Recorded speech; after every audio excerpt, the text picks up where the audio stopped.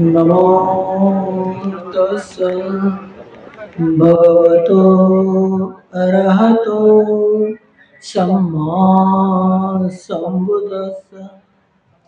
नमो तस्स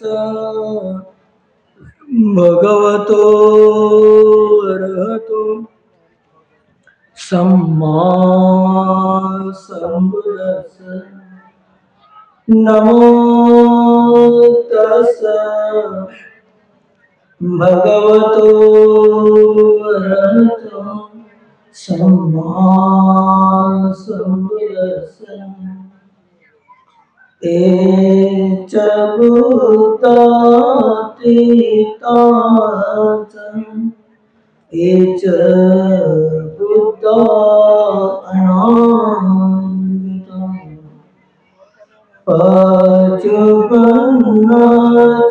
एगोता अहं वन्दामि सर्वदा। H धम्मातीताच H धम्मा अनागता पचुपन्नच धम्मा अहं वन्दामि सर्वदा। एच संघातीताच एच संघा अनागता पचुपन्नच संघा अहं वन्दामि सर्वदा। महादेव महासतो बोधि मूले निषिध्यं पंचमारे पराजित्वा पतो सम्मोदिमूतम्। एतेन सच्चवचेन सोतिते होतु सर्वदा। एतेन सच्चवचेन सब दुःखभया रोगशोक अन्तरायो विनाशतु। एतेन सच्चवचेन होतु ते जया मंगलम्।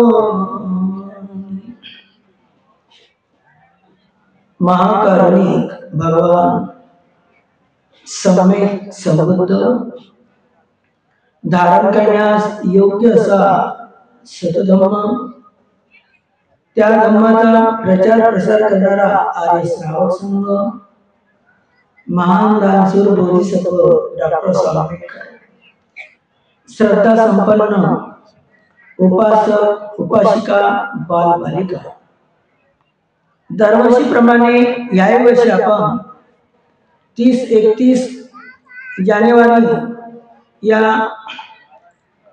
कार्यक्रमामध्ये या पहाडीवर आपण उपस्थित राहून आपल्या पुण्यपारमिता पुण्यकर्म आपण वाढवण्यासाठी या ठिकाणी दरवर्षीप्रमाणे येत असतो। याही वर्षी आपण आलो तर या आपण पहाडीवर येत असतो। या ठिकाणी हा जो एक कार्यक्रम होत असते, ह्या कार्यक्रम होत असताना आपण जेव्हा येतो या ठिकाणी बऱ्याचशा अडचणी असतात। ह्या अडचणी आहेत तशा तर काहीच अडचणी नाही आहेत, एकही अडचण नाही। भगवंताच्या काळात काही एवढी लाईन पाहिजे थोडी होती आणि असं काही डांबरीकरण रस्ते नाही। डॉक्टर आंबेडकरांच्या दानामुळे आपल्याला याची अडचणीची जाणीव होत असते. कारण की त्यांनी जे आपल्याला विद्येचं दान दिलं, त्या विद्येच्या दानाच्या आधारावर आपण विद्वान झालो, आपल्या परिस्थित्या सुधारल्या, सर्व काही बरोबर झालं. आणि डॉक्टर आंबेडकरांना माहित होतं की आपण किती अन्न, वस्त्र, घर, दार, निवारा आहे की नाही, यांना मिळाला तरी यांना खरं सुख मिळणार नाही. म्हणून त्यांनी आपल्याला धम्माचे फार मोठं एक दान दिलं. आणि म्हणून संपदान धम्मदान जिनाती, सर्व दानामध्ये धम्मदान हे महत्वाचं आहे. आणि या विदर्भामध्ये या ठिकाणी हा धम्मदानाचा जो समारंभ होत असतो भव्य दिव्य, आणि या धम्मदानासाठी या संपूर्ण देशातील चारही दिशेकडून भिक्षू येतात, उपासक येतात, उपासिका येत असतात. आपल्या अडचणी वाढतच राहणार आहेत किती झाल्या तरी, आहे की नाही. मग अशा अडचणी येतील. कांबळे सरांनी आपल्याला जे प्रवचन दिलं, आपण श्रोतापती झाल्याशिवाय काही खरं नाही, सर्व अडचणी नाही का. धम्म समजलाच नाही तर आपलं जन्म येतो, मग या अडचणी येतील. आता त्या सध्या नाही. तर म्हणून याच्यातूनही आपल्याला एक, आपण जेव्हा एक संघा अतीताचं एक संघा अनागता जेव्हा आपण विचार करतो आणि या सुविधाकडे आपल्या तिथं भटकत राहिलं आणि आपलं औषध संपलं, तर आपल्याला ज्या डॉक्टर आंबेडकरांनी जे धम्माचं दान दिलं आहे की नाही, त्या दानापासून आपण वंचित असतो. त्याच्यापासून जो आपल्याला खरा लाभ घ्यायचा तो घेणारच नाही. आणि एक संघ अनागता कोण सांगू शकते पुढच्या काही जन्मामध्ये तुम्हाला लाईन आणि चांगले असं रस्ते मिळतील म्हणून. आणि या जन्मात तुम्ही काय मुक्त होणार आहे असं तरी आहे काय, लाईन मिळाल्यावर प्रयत्न करतच आहेत, एवढे करत आहे की त्याची काही हद नाही आहे की नाही, करतच आहे. आणि म्हणून आपल्याला डॉक्टर आंबेडकरांनी जे धम्माचं दान दिलं ही गोष्ट खरीच आहे. पण डॉक्टर आंबेडकरांनी जी जबाबदारी आपल्याला दिलेली आहे ती आपण पूर्ण करण्यासाठी प्रयत्न केला पाहिजे, आहे की नाही. आता सांगा बरं तुम्ही तरी कोणत्या दिवशी डॉक्टर आंबेडकरांनी जबाबदारी दिली आणि तुमच्या वाणीतून तुम्ही बोलून दाखवा बरं, हातवर करून कोणीतरी दाखवू शकते का एवढ्या उपासक आहे तरी. कोण्या दिवशी जबाबदारी दिली आणि कोणती दिली. आपण मूकनायक म्हणतो, पण ही जबाबदारी आपल्या मुखातून प्रगट करण्यासाठी आपण मुखे जाऊ ना, हाव की नाही. मग हे सुद्धा आपल्याला आली पाहिजे ना. जर आपल्या नजरेसमोर डॉक्टर आंबेडकरांनी दिलेली जबाबदारी जर समोर येत नसेल, आहे की नाही, तर मग आपण आपलं जीवन कसं काय सार्थक करू. म्हणून डॉक्टर आंबेडकरांनी आपल्याला 14 ऑक्टोबर 1956 ला धम्माचं दान दिलं.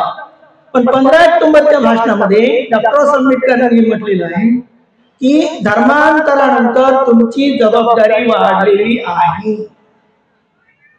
इतरांच्या मनात आदर्श उत्पन्न होईल असेच तुम्ही वागली पाहिजे. आणि हे जर तुम्हाला साधेल तर तुम्ही तुमचा उद्धार झाला आहे असं समजा. तुमच्या घराचा, तुमच्या समाजाचा आणि या देशाचा सुद्धा. आणि हे साध्य करण्यासाठी आपल्याला डॉक्टर आंबेडकरांनी जो धम्माचं दान दिलेलं आहे आणि जो दिव्य संदेश दिलेला आहे, डॉक्टर बाबासाहेब आंबेडकरांनी हे सांगितलेलं आहे की आपण मनुष्य म्हणून जन्मास आलो, प्राणी नाही आहो. मनुष्य प्राणी हा एक ध्येयवादी असू शकतो आणि त्याचं ते ध्येय ते स्वतःच्या विकासासाठी असो, समाजाच्या विकासासाठी असो, देशाच्या विकासासाठी असो, आपला भविष्यकाळ सुखी करण्यासाठी आपल्याला वर्तमान काळातील सुखाचा आणि गरजांचाही त्याग करावा लागेल. आता तुमच्यापर्यंत सांगा बरं, डॉक्टर आंबेडकरांनी त्यांच्या हयातीत कोणत्या सुखाचा त्याग केला असेल आणि कोणत्या गरजेचा त्याग केला असेल? तुमच्या नजरेसमोर तरी आहे का? जर तुमच्या समोर डॉक्टर आंबेडकरांनी जे म्हटलेलं आहे की आपलं भविष्यकाळ सुखी करण्यासाठी आपल्याला वर्तमान काळातील सुखाचा आणि गरजांचा त्याग करायचा असेल तर तो ते सुख आणि ते गरज त्यांच्या जीवनामध्ये पडली होती आणि ते जर आपल्या चित्तासमोर येईल तर आपण धम्मदानाच्या आधारावर धम्मरूपी रथाचा एक चाक उपासक किंवा उपासिका बनल्याशिवाय राहणार नाही. आता सांगा बरं, तुम्ही खरोखर पौर्णिमा, अमावस्या, अष्टमी 4 उपवास करता का? कशी तरी पौर्णिमा करता तर अमावस्या करत नाही, अमावस्या केली तर तुम्ही अष्टमी करत नाही. आणि का करत नाही? भंतेजी तुम्हीच तर नाही करत. म्हणजे असा तुमचा आमच्यावर आक्षेप आहे. आमची संख्याच कमी आहे ना, तुमचं तुम्ही पहा, आमचा आम्ही जाऊ द्या. तर म्हणून आपल्या या जीवनामध्ये अशा महान अशा तपोभूमीवर आपण जेव्हा येतो तर धम्मचेती भंतेजींनी आपल्याला जे सांगितलेलं आहे की आपल्यामध्ये धम्म सवेग उत्पन्न झाल्याशिवाय आपण शीलाचंही पालन करत नाही, ध्यान करत नाही, विपश्यना करत नाही. म्हणून धम्म सवेग करण्यासाठी आपल्याला आपल्या समोर धम्म धातू वंदन करण्यासाठी सम्राट अशोकाने 84,000 स्तूप बांधले आणि त्या स्तूपामध्ये भंतेजींनी सांगितलं की त्या धातू स्थापन केल्या. आणि आता आपल्या बुद्धीने जर तुम्ही विचार कराल तर 84,000 संख्या किती मोठी होते? विश्वास तरी बसेल का? 84,000 या भगवान बुद्धाच्या अस्थिचे किती हाडाचे किती तुकडे झाले असतील आणि ती श्रद्धा तुमची कमी होईल ना. तुमच्याजवळ तुम्ही आम्हाला सांगाल ना तुम्ही कराल आणि असंच आपलं जीवन व्यर्थ जाईल, नाही का? म्हणून बुद्धाचा धम्माचे विषय धम्मचेती भंतेजींनी गंभीरपणे त्यांनी सांगितलं. भंतेजींना प्रवचन देत म्हणून सांगा कोणीच नाही. तर म्हणून आपल्याला आपण जिथे जातो तिची जाणीव झाली पाहिजे, नाही का? आता इथे आपण येतो तर धम्म धातू आणि अस्थि याच्यामध्ये फरक असतो. धातू आणि अस्थि म्हणजे काय होते सर्वांना समजत असते. अस्थि म्हणजे हाडाचा तुकडा आहे की नाही आपल्या साध्या भाषेमध्ये, किंवा रक्ताचा काही थेंब, अजून काही केस, नाही का? जसं भगवंताला जाणलं आणि आपल्याला माहिती आहे, आपण म्हणतोय दररोज म्हणतो तरी तुम्हाला समजत नाही, आहे की नाही? आता तुम्हाला मी एक साधा प्रश्न केला की भगवान बुद्धाच्या शरीराचा कोणता भाग जळला आणि कोणता जळला नाही तर काय सांगाल? माहित असून नाही सांगत, आहे की नाही? तुम्ही त्याला वंदने करता दररोज, काय म्हणता? केस लोम आदी धातू म्हणता का नाही? पण तुम्ही विचारलं सांगाल काय की भगवान बुद्धाचे केस जळले नाही म्हणून सांगता शकत. दररोज आपण वंदन करतो म्हणतो, म्हणजे तरी आपल्याला सांगता येत नाही. मग आता सांगा ह्या केस किती असतील? केस एक लक्षण आहे बुद्धाच्या शरीराचं आणि ते जळलेच नाही, मग केस किती असतील? केस सुद्धा भरपूर आहे, ठीक आहे. आता अस्थि आहे, अस्थि म्हणजे हाडाचा तुकडा समजू. धातू म्हणजे काय असते, जसा एखादा साखरेचा कण असते असे धातू असतात. म्हणून 84,000 स्तूपामध्ये धातूची स्थापना केलेली आहे. आणि एवढंच नव्हे तर त्या धातूही अशा साधारण धातू नाही आहे. ज्याप्रमाणे भगवंताच्या शरीरातून नाही का आता कोणत्याही व्यक्तीची निवड होत असते मतदान करून, नाही का, मतदान करून निवड होत असते. तशी बुद्धाची, महाराची, ब्रह्माची, महाब्रह्माची निवड होत असते. काय मतदान करून होते का? तर ते त्यांना म्हटल्यामुळे निवड होत असते का? हा महाब्रह्म आहे, हा मार आहे, हा बुद्ध आहे, अशी ओळख होत असते का? नाही. तर त्याची जे ओळख होत असते त्याच्या पुण्यपारमितेच्या आधारावर त्याच्या शरीरातून जे ऊर्जा निघत असते, जे वलय असते त्याच्या डोक्यातून, त्याचा जो आकार असते त्याच्या आधारावर ओळख होत असते.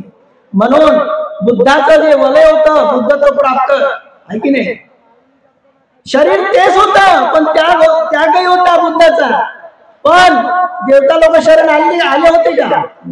जेव्हा बुद्ध झाले तेव्हा त्यांच्या शरीरातून जे प्रभा निघाली तेव्हा महाब्रह्माला दिसली, तेव्हा ते शरण आले. म्हणून याही ठिकाणी आपण येतो, याही ठिकाणी भगवान बुद्धाच्या धातूचा एक स्तूप आहे की नाही.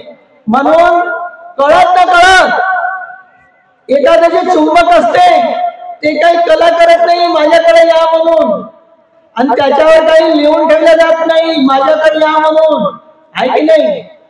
आणि त्याला काही माणूसच पाहिजे नाही, डोळे असणारा. समान धातुस्कंद जेव्हा असते तेव्हा तो त्याच्याकडे आकर्षित होत असतो. म्हणून या भूमीकडे एवढ्या कठीण प्रसंगी आपल्याला जिथपर्यंत आपल्या सुविधा पूर्ण होत नाही तरी आपल्याला कोणी थांबवत आहे का? रस्ताही नाही, लाईनही नाही, तरी आपल्याला कोणाला थांबवण्याची आहे का क्षमता? या भूमीमध्ये धातूच्या आधारावर सम्राट अशोकांनी जो स्तूप तयार केला त्यामध्ये ज्या धातू आहे की नाही, त्याची ती एक शक्ती आहे. किती आपल्याला कळत न कळत या भूमीकडे तुम्हाला म्हणा आम्हाला म्हणा इथं आणत असते. म्हणून या जन्मातील आपलं हे स्थान आपल्या पुण्यपारमिता वाढवण्यासाठी, धम्मसंवेग वाढवण्यासाठी, हे आपल्या अनेक जन्माच्या पुण्यपारमिताचंच फळ आहे असं आपण समजून संकल्पाच्या आधारावर आपण उरलेलं औषध जगलो. संकल्प आपला वेळोवेळी सतर्क करत असते, चेतना देत असते आणि आपल्याकडून त्या पुण्यपारमिता होत असतात. म्हणून आजच्या प्रसंगी आपण आलो आहे की नाही. आज जेवढ्या जशा जशा सुविधा होतील आहे की नाही होतील, आपल्या पुण्यपारमिता झाल्यावर होणार काय त्याच्याविषयी काही होणारच आहे. पण तुमचा चित्ताचा एक अंश तर पाहिजे त्याच्याकडं. चित्त नसलं तर कसं होईल. म्हणून राजा भवतु धम्मिको. जेव्हा मनुष्य धार्मिक बनतो किंवा खरा उपासक बनतो आणि पुण्यकर्म करतो तर या पुण्यकर्मामुळे त्याच्या मी सुखी हो, माझे आई-वडील सुखी हो, भावबंद सुखी हो, रिश्तेदार सुखी हो, धर्मगुरू सुखी हो, इकडे चित्त नाही जात. पहिलं चित्त त्याचं इथं जाते राजा भवतु धम्मिको. कारण बुद्धाचा धम्म वाचल्यानंतर वैशालीतील उदाहरण आपल्या लक्षामध्ये येत असते.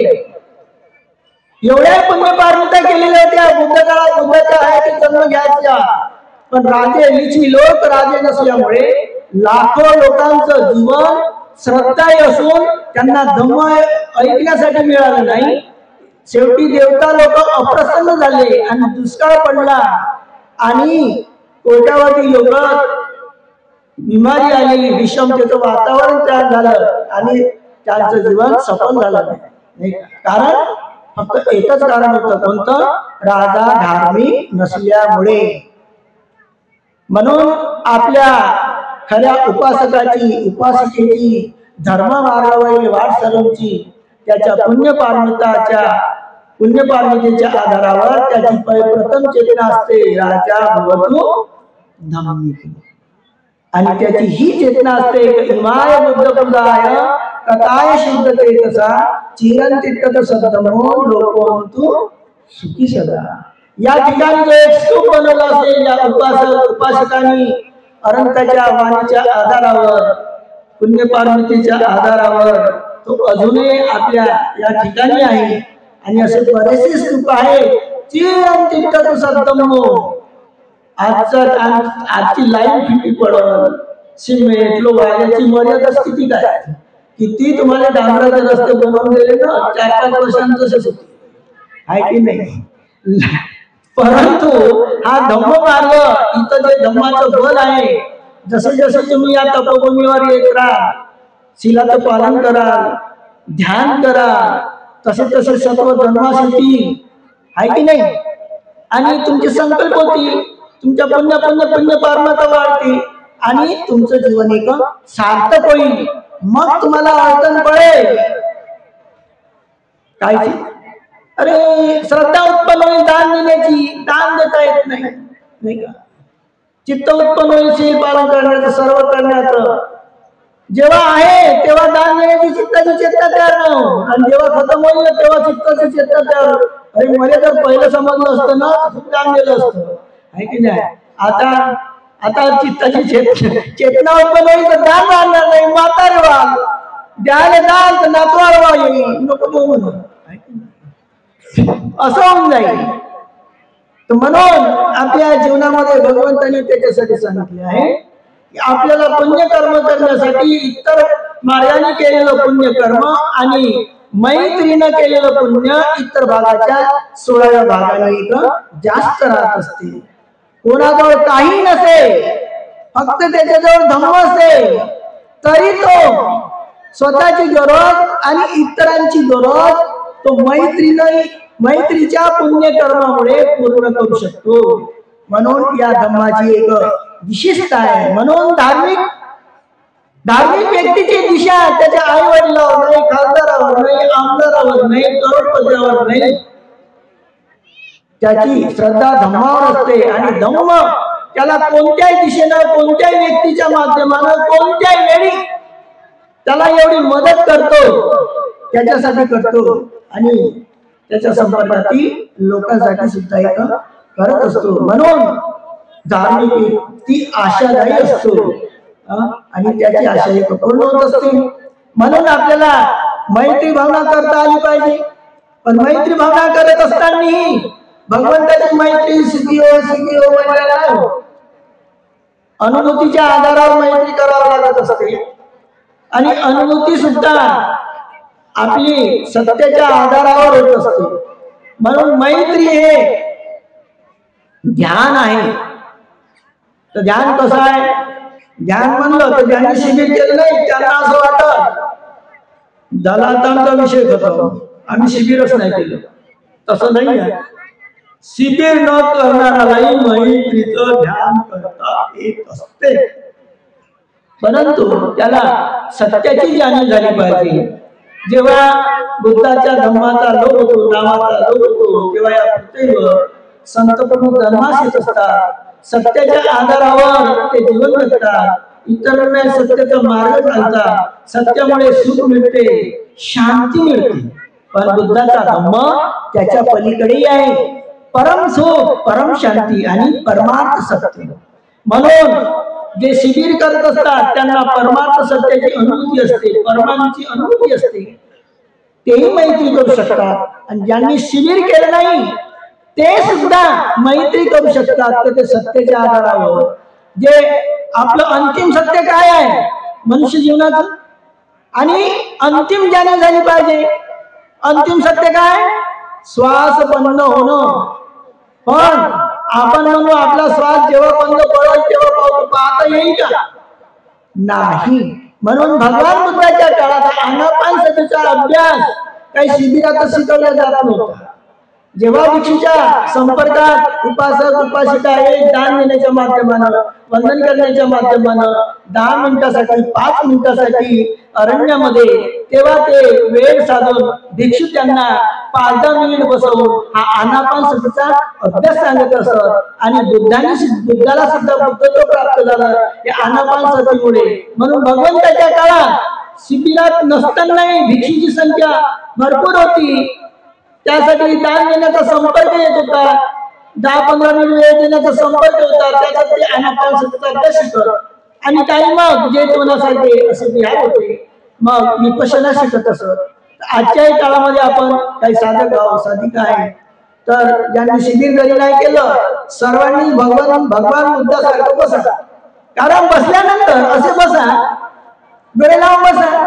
आपण जर डोळे लावले नाही तर मग काय, आपलं मनोबल कमी होते।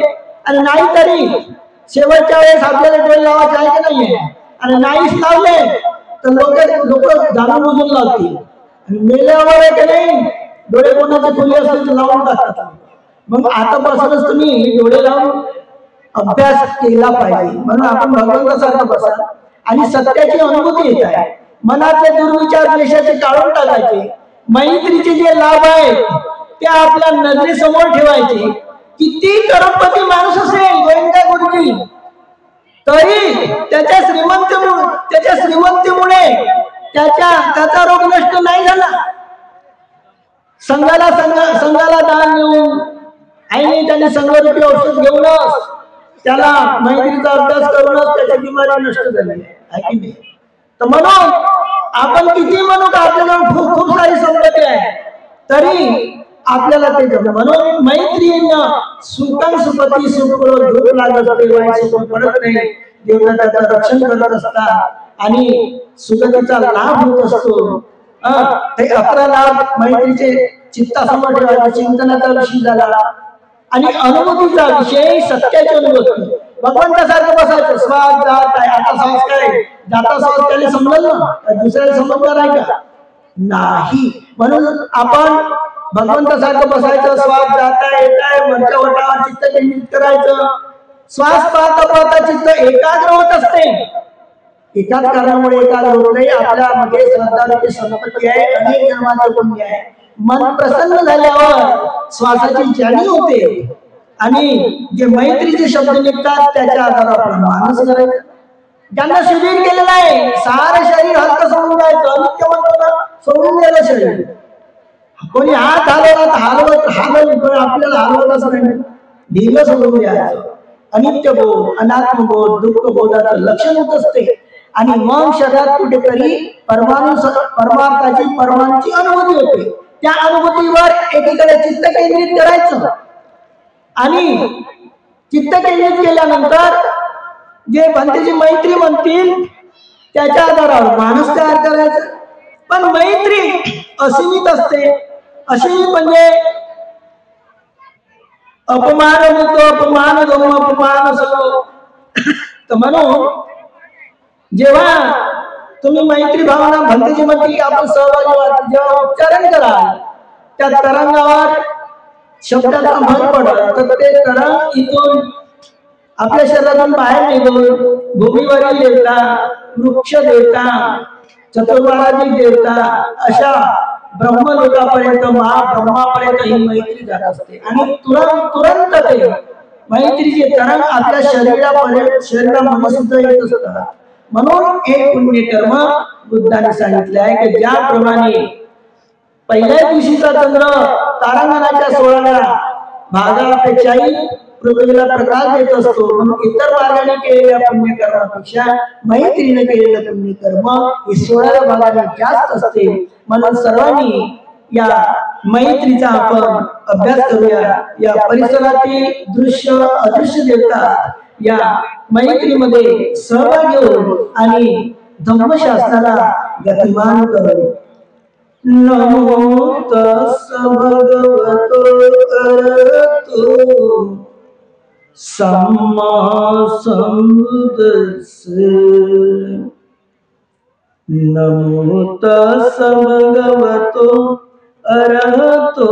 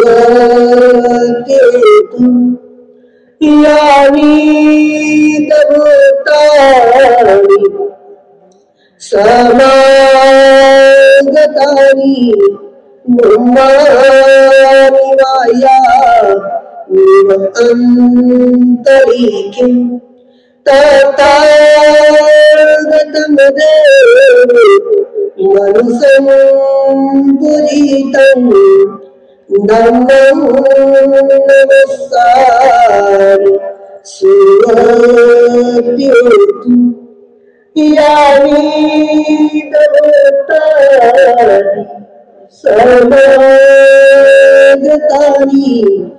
ब्रह्माण्या निव अंतरिके तातागतमदे मनुसंगुजितं संगं नमस्कार सुरतिरुतु